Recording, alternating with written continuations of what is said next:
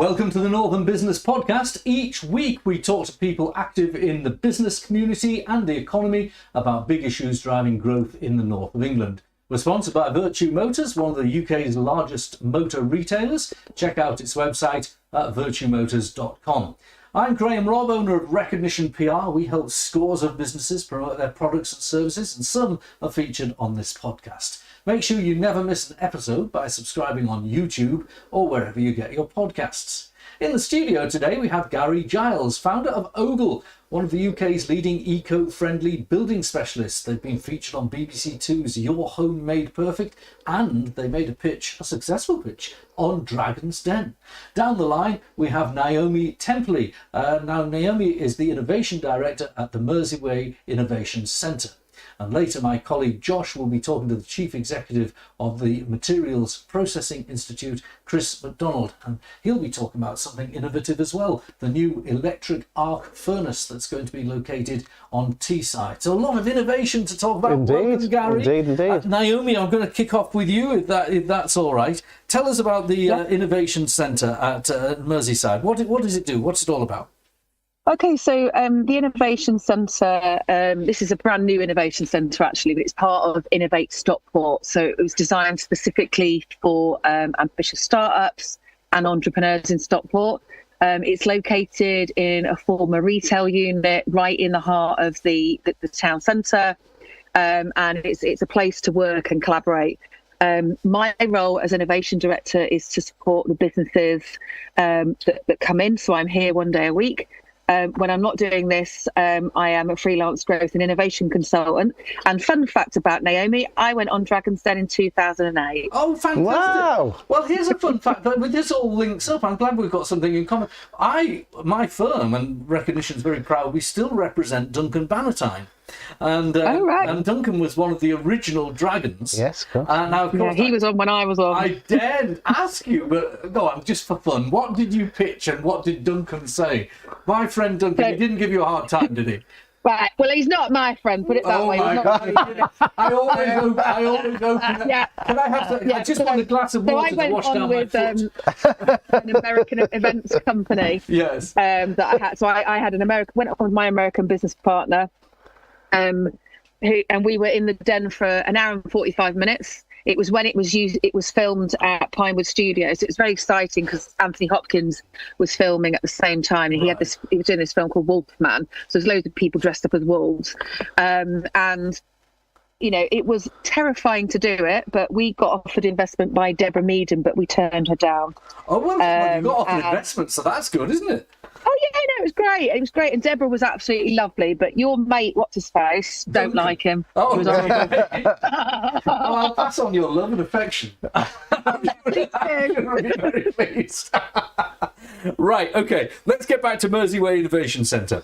Now, you obviously in this tech and innovation field, you just explained there, Naomi.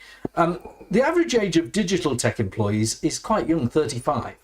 How do you think we encourage older workers to embrace the sort of new digital tech skills that are coming into the workforce? It's interesting that you say this. So I am at the ripe old age of 52, even though I identify as 42. And I think there are more than 2 million people that now work in UK tech. And that was based on CompTIA's State of the Tech Workforce report in 2022. So they had they talked about the fact that contributing, those 2 million people contribute 82.6 billion to the UK economy. In my opinion, so I was announced as the fourth most influential woman in UK tech by Computer Weekly in last month. And I would say out of the 50 women, out of hundreds and hundreds of people that were put forward, a lot of them are actually in their 40s and 50s. So, I think that there's a big thing around upskilling people. There's definitely, people now don't have linear careers. So my first career was in the travel sector I then worked in tech recruitment, then travel recruitment, and then had an events company, and then sort of going into the space that I'm in now. So I predominantly work with tech startups and scale-ups. And yes, you do see a lot of very young people, but I still think one of the biggest things that is actually the fact that there's only 17% of women that work in tech roles. Yeah, absolutely. There's a famous photograph, despite, isn't there, about the toilets at a convention of tech people and the queue for men's. And I think, despite, women accounting for 49% of the working population, that is still a problem.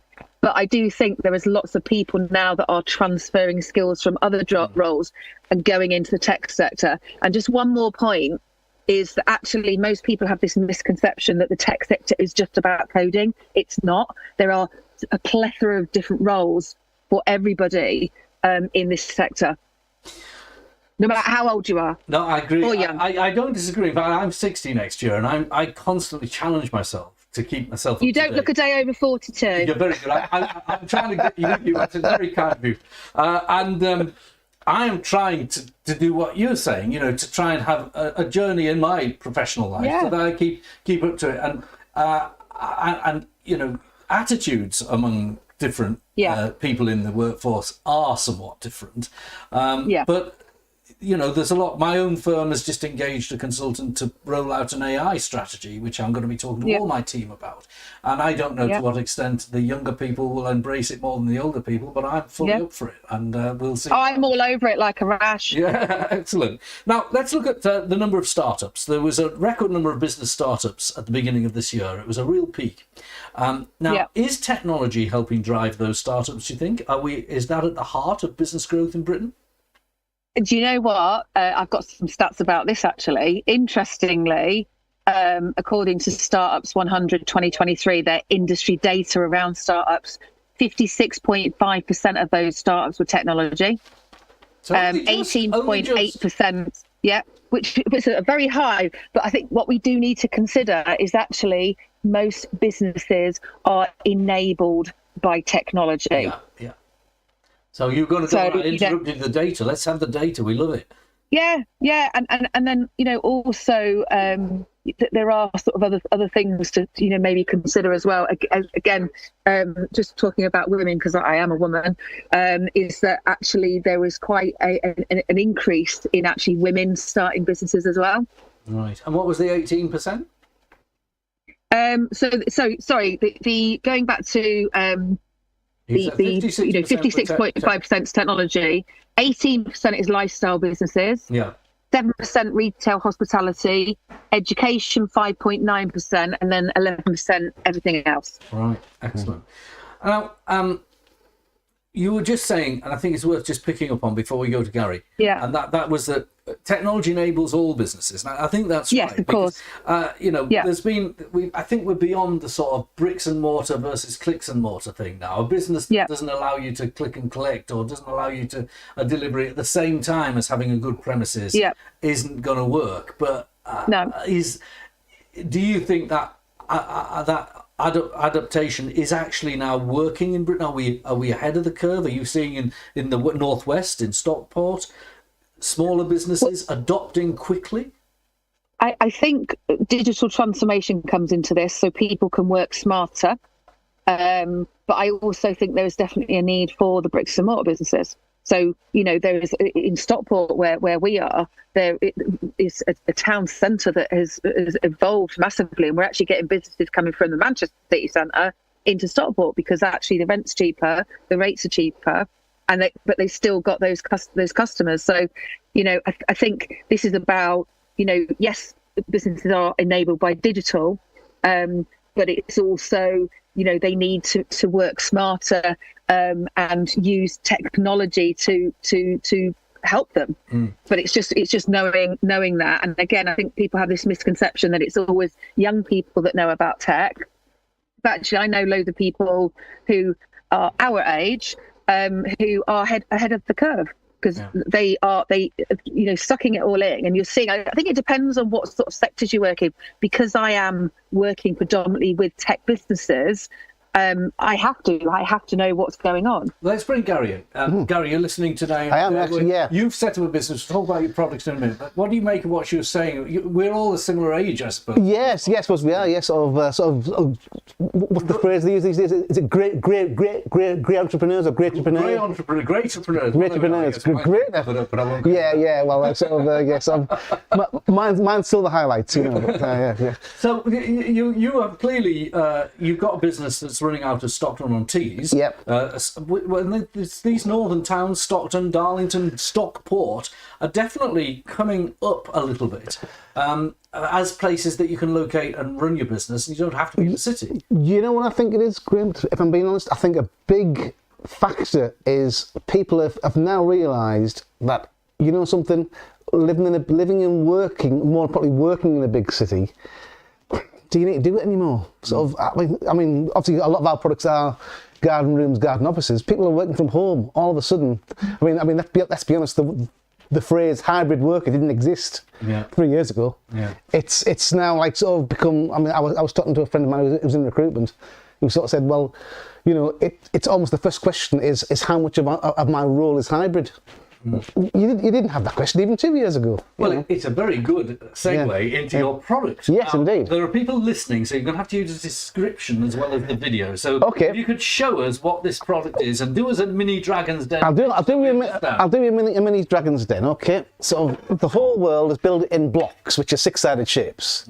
We build in L shapes, for want of a better word. And what we do is we take two L shapes, like that, which if you can't see if you're listening, unfortunately, and we tessellate one round to make a block shape. And now I'm seeing a rectangular cube. And looking at a rectangular cube, and then we build that on a foundation, and then we just effectively start building. Now these cubes, like this, for people listening, are made of flat pieces of composite material. Correct. And they are about the size, a little bit bigger than a house brick.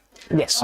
Now, this composite material is now linking in to make a wall. Correct. And this wall is a double-skinned wall, as you would sort of build traditionally. And I'll turn, for the people watching, turn the profile of this piece of kit around so people can see the wall and how it looks as a cutaway. Yeah. And you can see it's a hollow wall made out of things that look like nice kitchen top surfaces. Actually. They are, but it's actually waste polystyrene. It's the bits of car, bits of flower pot, the inside lining of fridges and freezers. All right.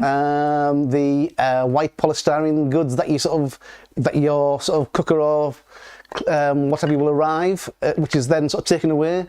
And so all this waste gets... The whole thing happens to it? Does it get pulverised? Does it get pressurised? What happens? Effectively, what happens is it gets sort of, depending on the source of the material, it gets crushed into a denser shape, effectively, because what you sort of see as white polystyrene, everybody thinks it's polystyrene. It's actually only 5% polystyrene, 95% air. So by crushing it and pulverising it, what you're doing is taking the air out of it, or most of the air out of it.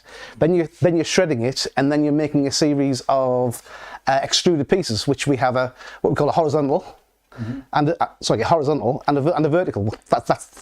That's how you make, and these all put together to form hollow building materials. A hollow L shape. Yeah. And then by sort of putting those two L shapes together is what makes our, I won't say block because we don't make blocks effectively. Sort of what we do is we make a course. Right. And then what we then do is by using mitered joints, we form corners. And then by sort of joining the corners together, you form walls. We form walls. And we're going to flash on screen pictures of things like garden rooms. Yep. Where people can work from home. Hence the segue when you were talking about hybrid working. Yep. You can create rooms for your garden is one use, but there are other building uses. Yeah, I mean, it was originally invented as a flood defence system and still works as that. But when we looked at the route to market, bear in mind we started developing this prior to the whole COVID-19 pandemic. That was our original thought. Then all of a sudden it was, well, hang on, we can make corners out of this thing. So why are we sort of going down the flood defence system when we can be sort of going for the garden room system? Right. Now, so you're now selling kit form. Yep. Garden rooms. Yes, we haven't launched it as kit form at the minute. We're still assembling, right, and are also looking for teams of people to assemble them on our behalf. Because what we do is we have the patent for this, which which is it's patented UK, most of Europe, USA, and China.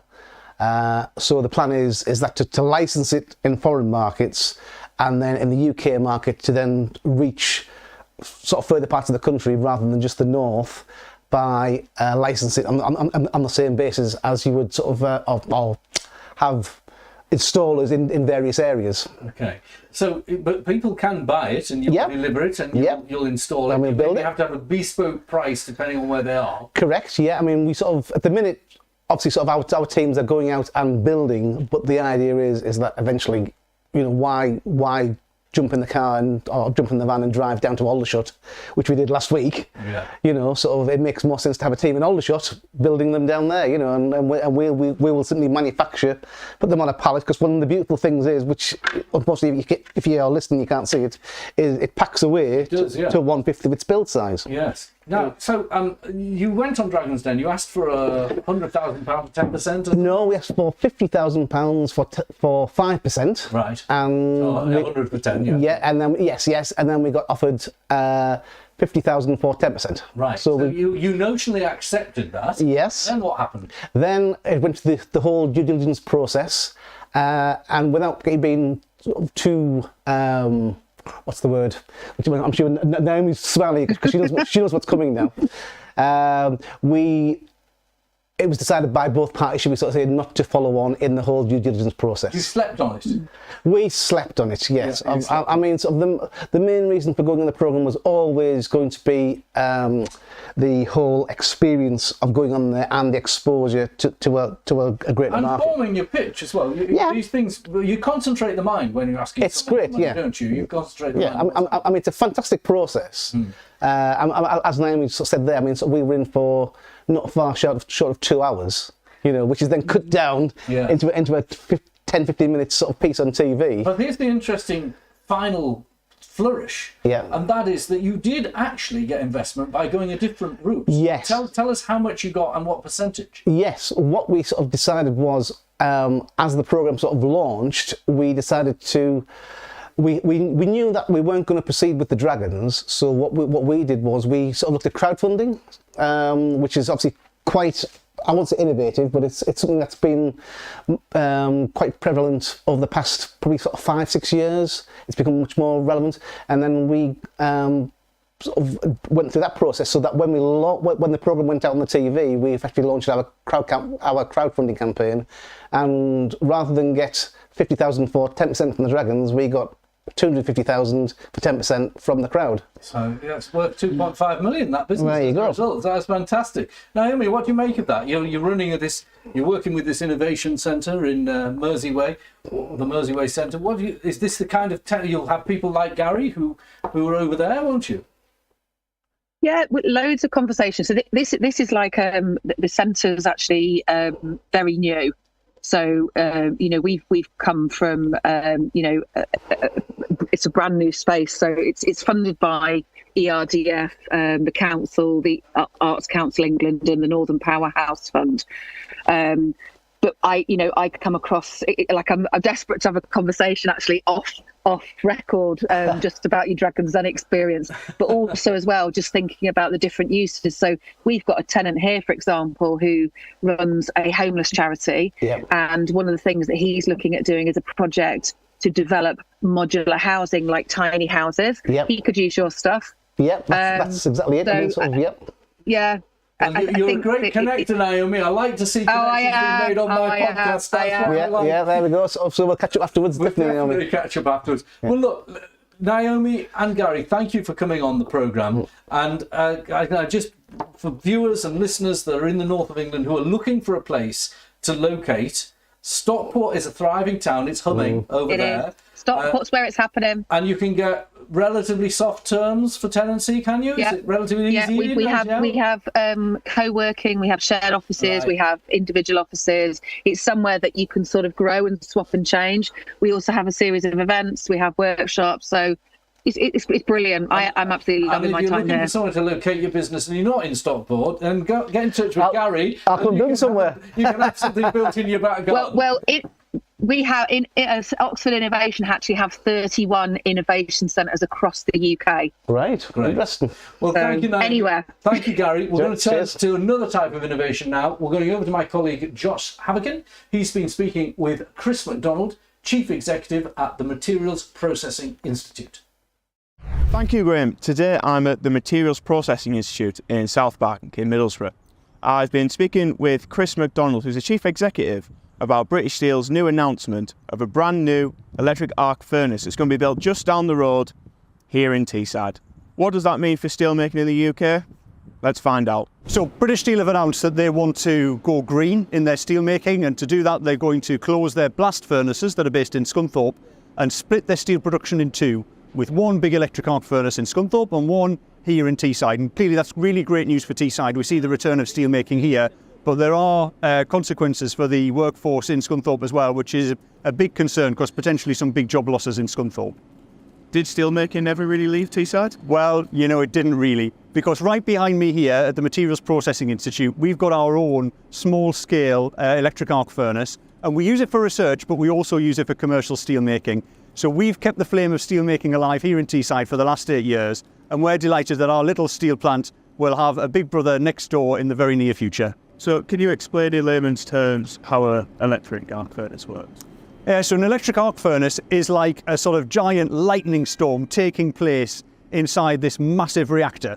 We put scrap steel inside, we charge it up with a lot of electrical power, and the lightning melts the scrap steel so it becomes liquid steel, and we can do lots of processing on it to turn it into steel. One of the things we can't do though with the electric arc furnace is make steel from iron ore. That's what some people call primary steel making. So what I'm looking for in this announcement from British Steel and from Tata Steel as well is a national plan to return primary steel making to the UK. That was Chris McDonald, Chief Executive of the Materials Processing Institute. He was giving us the on-the-ground response from industry in Teesside to that latest announcement from British Steel. Let's go back to Graham.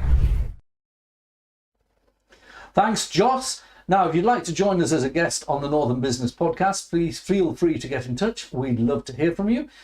Thanks to my producer, Harry Sinclair, and my technical operator, Robin Campbell. Join us next time for the Northern Business Podcast. Never miss an episode. Like, rate, and subscribe on YouTube or wherever you get your podcasts.